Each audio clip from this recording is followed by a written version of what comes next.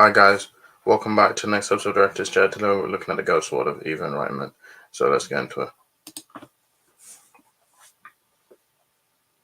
Welcome back to the next episode of Director's Chair, where we talk about director. Today we're talking about Ivan Reitman. Now before I do it, don't forget to subscribe and click the notification bell, Reels algorithm. So I'm going to go through all his movies. I'm going to tell you all about them to start. Now he did do a short film called Orientation, which that was a short film. I'm not going to include that. So in 1971 he did Foxy Lady. Now this was a comedy film that starred Alan Gordon and Sylvia Fiegel. I have not seen this movie, and this was also the first appearance of both Eugene Levy and Andrea Martin. So I've not seen this movie. I don't know if it's good or not. So that's Foxy Lady. Then in 1973 we had Cannibal Girls, which it starred Eugene Levy, Andrea Martin, and Ronald Ulrich. Now I've not seen this movie. I don't know if it's good or not. So that's Cannibal Girls.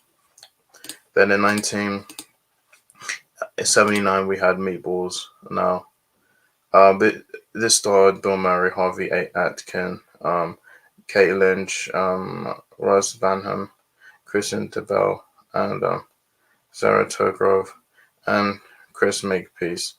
It made $17 million. It's known for Bill Murray's first film appearance in a starring role, for launching the director career of Ivan Reitman, who later directed comedies, Stripes and Ghostbusters. This was the highest-grossing comedy film of all time in the United States and Canada.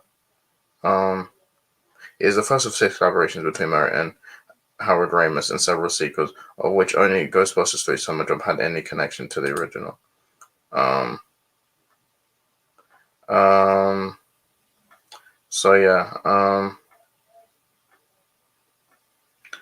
This movie, it's okay. Is it my favorite Ivan Reitman movie? No, but it's okay. It's Meatballs. Then in 1981 we had Stripes, and they starred Bill Murray, Howard Ramis, Warren Oates, P.J. Souls, and John Candy. It made $85.3 million and $10 million budget. It received positive reviews and critical commercial success. And this one's good. I actually like this one, so Stripes. Then in 1984 we had Ghostbusters. Now this was a supernatural comedy film.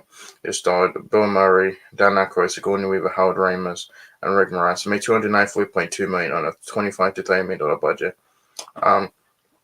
It received critical acclaim and became a cultural phenomenon. It was well received for its blend of comedy, action, and horror, and Murray's performance was often singled out for praise. It made $282.2 million during its initial theatrical run, making it the second highest gross from 1984 in Canada, and the then highest grossing comedy ever. With its effect on pop culture and a decade fan following, the Success of Ghostbusters launched a multi-media franchise. This included the popular anime series Real Ghostbusters, its sequel Extreme Ghostbusters, video games, board games, comic books, clothing, music, and haunted attractions. Ghostbusters was followed by a sequel, Ghostbusters 2, which fared less well financially and critically, and attempts to develop a second sequel, paused in 2014. Following Ramis' death, offered a 2016 reboot, received mixed reviews, and underperformed financially. A second sequel to the 1984 film Ghostbusters Afterlife was released in 2021. And this one's good. I think it's one of my favorite Ivan Reitman movies, so it's Ghostbusters. Then in 1986 we had Legal Eagles, which was a legal romantic comedy film. This starred Robert Redford, Deborah Winger, Daryl Hannah, Brian Dennehy, Terrence Stamp, and Stephen Hill. It made around $93.2 million on $30 million budget. And this film is okay. It's whatever. It's not my favorites. It's kind of forgettable. Then 1988 we had Twins. Now Twins was a buddy comedy film, and it starred Arnold Schwarzenegger, Danny DeVito, Kelly Preston, Chloe Webb, Bonnie Bartlett, and Tony Jay. It made $216.6 million, $80 million budget. It was commercial success, and I enjoyed this movie. I watched it a couple of years ago. It was great. I enjoy it. I love the chemistry of Danny DeVito and Schwarzenegger. Now there was since 2012. There's been talks of there being a sequel for triplets with Schwarzenegger and DeVito due to return with Eddie Murphy as Longest triplet brother, and Reitman was set to co-produce. Then in 2022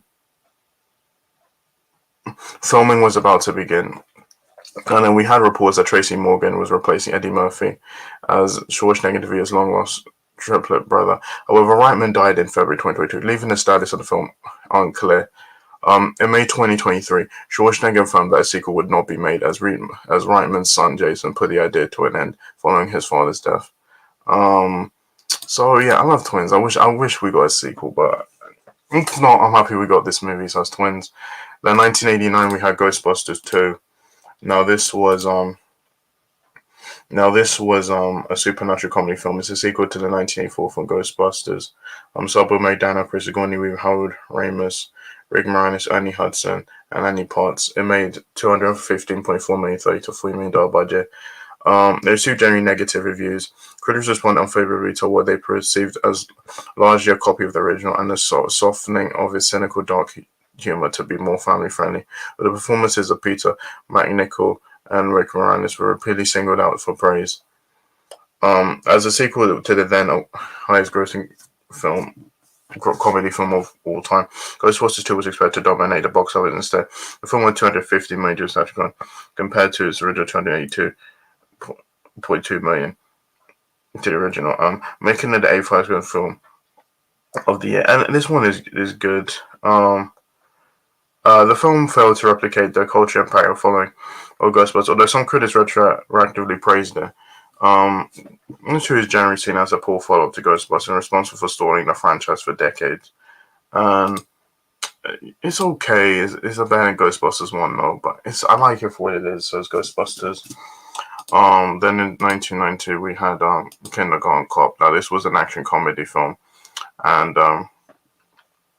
it starred Arnold Schwarzenegger, Penelope Ann Miller, Pamela Reed, Linda Hunt, Richard Tyson, and Carol Baker. And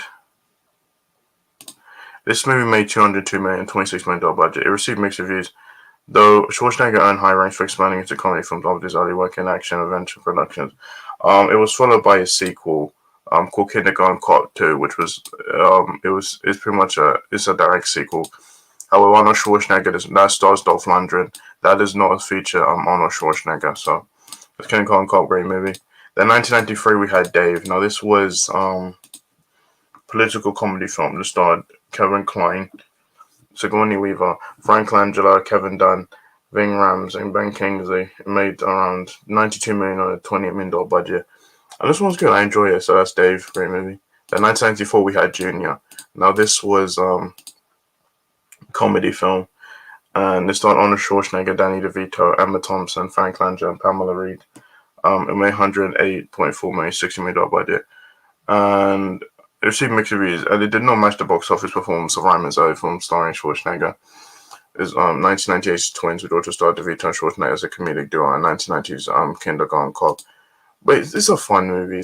It's a great movie. Then 1997 we had Father's Day. Now this starred was a comedy film. This starred Robin Williams, Billy Crystal, Julia Louis-Dreyfus, and Natasha Kinski. It made $35 million, $85 million budget. It was a major critical and commercial failure. That's Father's Day. It's okay movie. Then in 1998 we had 6 Days, 7 Nights. Now this was an action adventure comedy film.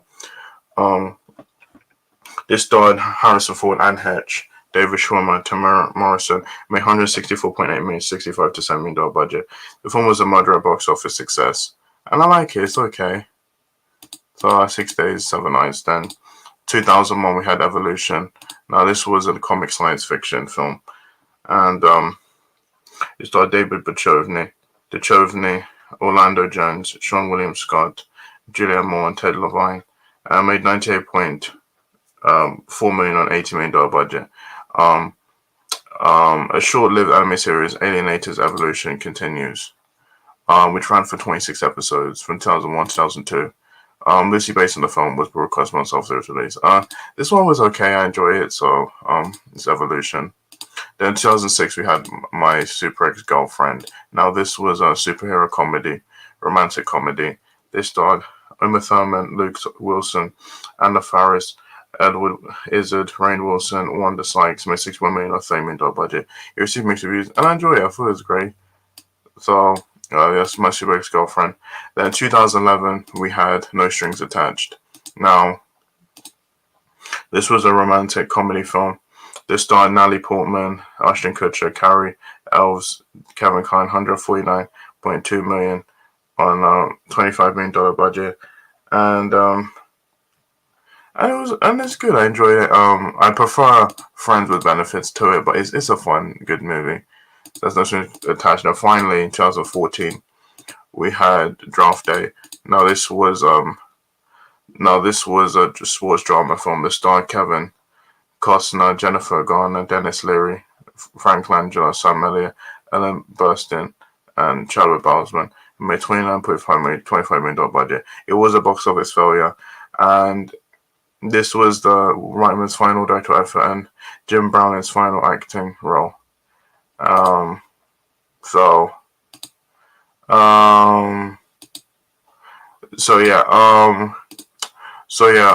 sadly, in February 12th, 2022, Ivan Reitman passed away at the age of 75. Now, he had three children, including Catherine Reitman. Now, you probably know Catherine Reitman. She did the series Working Mums. Jason Reitman, he's directed several movies. He did direct Ghostbusters Afterlife, which I love that movie. That was a true sequel to Ghostbusters. And I'm looking forward to the sequel. So, yeah, Ivan Reitman, great movies. So that is it. That is the ghost world of Ivan Reitman. Guys, so much my videos for my next video. Bye.